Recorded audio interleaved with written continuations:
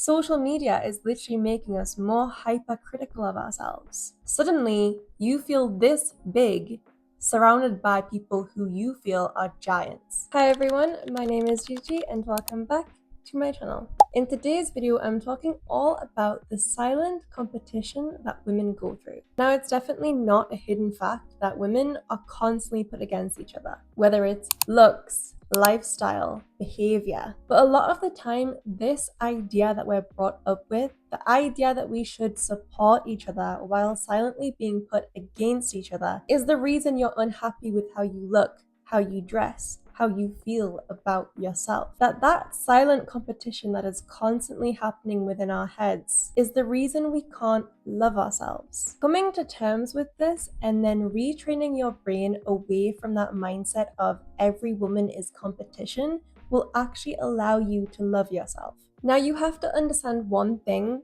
very, very clearly.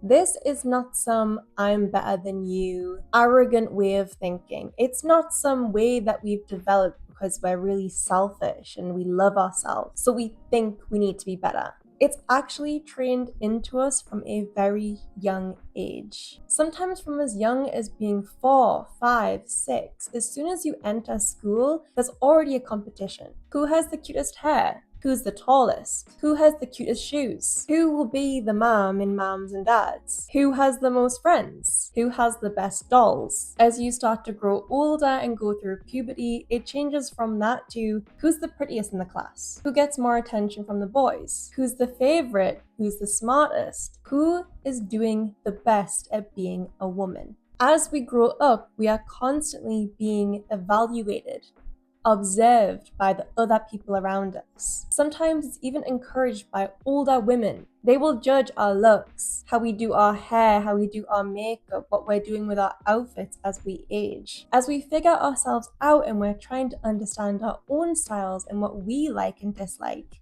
they're busy telling us, well, look at this person. How does she dress? How does she look?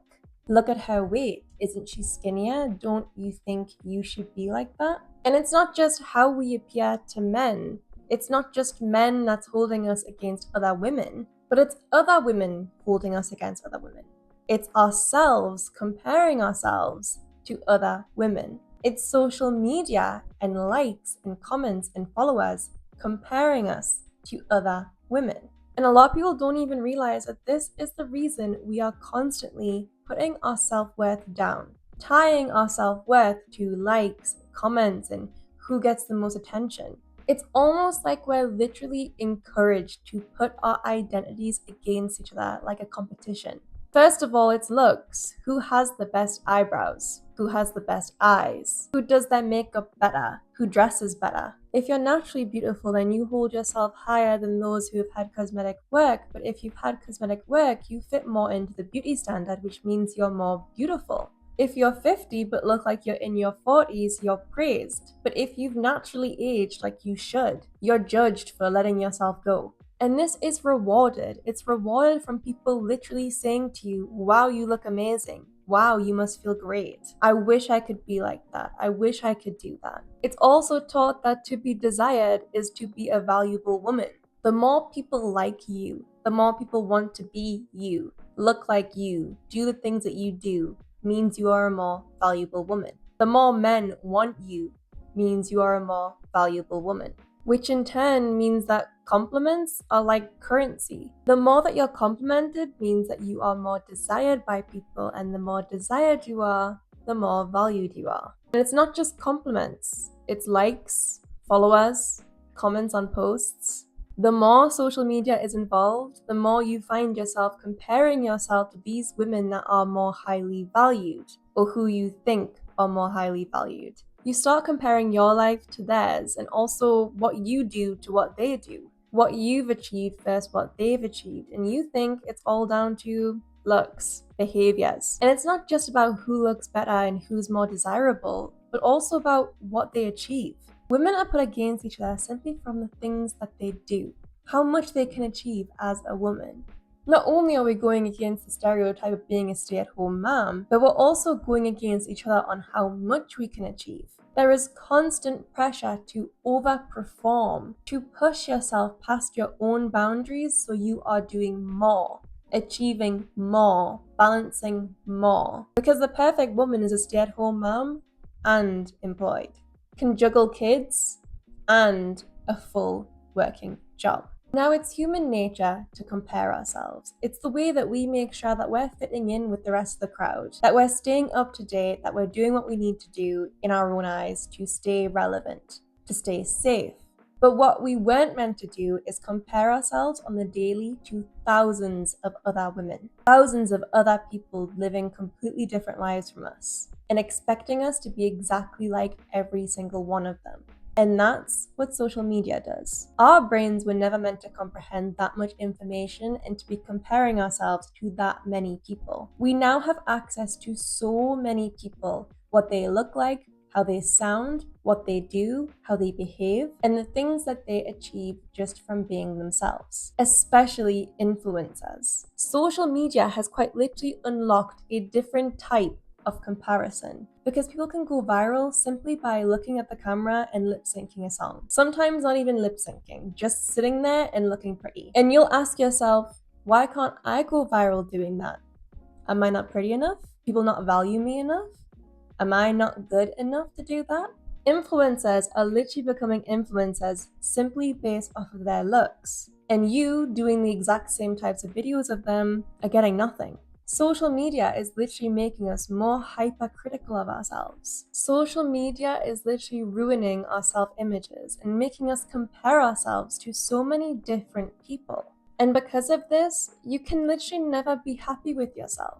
If you're scrolling and you're seeing one beautiful woman after another one after another one, you're seeing different things on every single one that you want. You want to look like this, you want to have this, you want this lifestyle. You're going to compare that to your life and think, well, is this not what I'm meant to have? You're going to compare that to your life every single second of the day. The more you scroll, the more you compare. You become incredibly insecure because why don't you look like that? You become obsessive over being as perfect as you've made them. You will literally never be satisfied because you haven't had a second to truly understand what you're doing. There's no break between the scrolls of, wait, I shouldn't be comparing myself to all these people. Wait, I'm not like these people and that's okay. Instead, you're just hit with all of this information. A beautiful woman racking in the views, getting compliment after compliment in the comments. You click onto their page, you see that they have a few videos where all they do is sit there and look pretty. They have millions of followers, they have brand deals, and suddenly you're swept up in this whole idea of you're not good enough, you'll never be good enough, you can't look like that. And the next post you see is a woman who has her own business, luxury items, beautiful cars, a beautiful house, a husband, family. So now you've gone from being jealous over how someone looks and how their looks are being complimented and how it's helping them create money in a business simply on the way that they look. But now you're comparing your life to a successful woman's life and how by simply posting about this luxury life that she has, that she's getting more views. She's getting compliments on this life in the comments. She's getting millions of followers simply by posting her lifestyle, a lifestyle that you haven't achieved yet, a lifestyle you don't think you can achieve. Suddenly, you feel this big, surrounded by people who you feel are giants, all because you've scrolled, all because you've compared yourself, all because you've took part in the silent competition. And all of this is turning women against each other. You've probably felt the tension.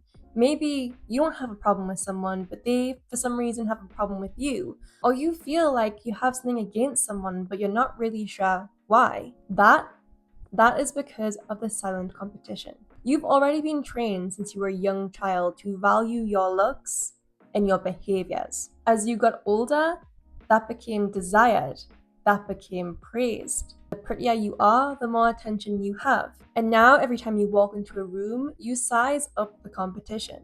The other women around you. Am I the prettiest in this room? What do these other women have that I don't have? How can I be better than everyone in this room? And as you can imagine, the environment of every woman sizing each other up when they walk into a room, pulling apart what's good, what's bad, am I prettier? Do I have better hair? Is my career better than their career? Are my achievements worth more than theirs? Of course, that environment is going to be hostile. Of course, it's going to be difficult to make friends. Of course, it's going to be difficult to leave that environment and love yourself afterwards. Thinking that way, even subconsciously, is quite literally the reason you feel insecure. When you're constantly comparing, you're constantly putting yourself against other women, even if you don't know them, you've never spoke to them in your life, you've only looked at them, maybe not in person, maybe even just on your phone while you're scrolling. That is going to keep you feeling so small, so insecure, like you're not worth it, you don't deserve things in life, and you won't love yourself. Now, the most important part: how do you stop being a part of this competition? The first thing is you're going to stop ranking yourself. Not everything is about being better, being prettier, being smarter. Not everything that you do in life is about being the best. As soon as you remove that mindset of, I need to be the prettiest in this room, I need to do better than this person, you're removing that hostile environment you've created for yourself, and you're able to actually create connections based on just what people are like, what things you share in common. Instead of, we're doing the same thing, so I view you as a threat. It's, we're doing the same thing, so we can talk about it and exchange notes. So if you find yourself starting to get into that mindset again every time you speak to someone or look at someone or do something, remind yourself that's not what life is about. It's not about being the best. It's about being present and doing what's best for you, not being the best at everything. Secondly, and this is a big one because people often confuse the two, but learn to admire people without comparing yourself to them. A lot of people believe that admiring someone is wanting to be like them. And when you want to be like someone, you're directly comparing your own life to theirs. You can admire what someone does, like the way that they've done something, like how they look, how they dress, but you do not have to be exactly like them. You do not have to look like them, dress like them, do things exactly the same as them to achieve the same thing as them. There's not just one type of person that becomes rich. You don't have to dress a certain way to become rich. You don't have to do things exactly the same way as everyone else to become rich. You can become rich in so many different ways. But if admiration and comparison were the same things, aka just comparing yourself to someone else, there would only be one way to do everything. One way to dress, one way to get rich, one way to get famous. Because everyone would have to be the same, the one desired person. So as soon as you find yourself slipping into those ways where you are comparing yourself to someone else, you have to remind yourself that you're not trying to become that person. This is not about molding yourself into them because, spoiler alert, you will never be them.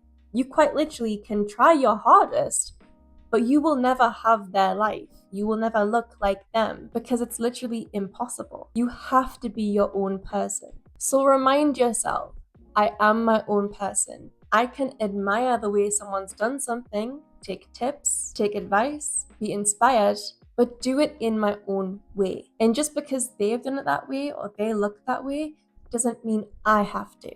Thirdly, you desperately need to build your self-worth outside of validation. You cannot tie everything that you think about yourself to external validation, likes, comments, followers, people giving people compliments. Because if you simply rely on other people to tell you if you're worth it, I will guarantee you will never feel worth it. You will never feel like you are enough because people could never give you enough compliments, enough likes, enough comments, because there will always be someone getting more. And again, if you compare yourself to the people who are getting more, you will forever feel small. But if you're able to build confidence and build self-love simply wrapped around yourself, what you believe about yourself, how you can talk about yourself, how you can compliment yourself without needing people to tell you you're beautiful or smart or doing well. As soon as those things disappear, the outward validation disappears, you still have what you've said to yourself,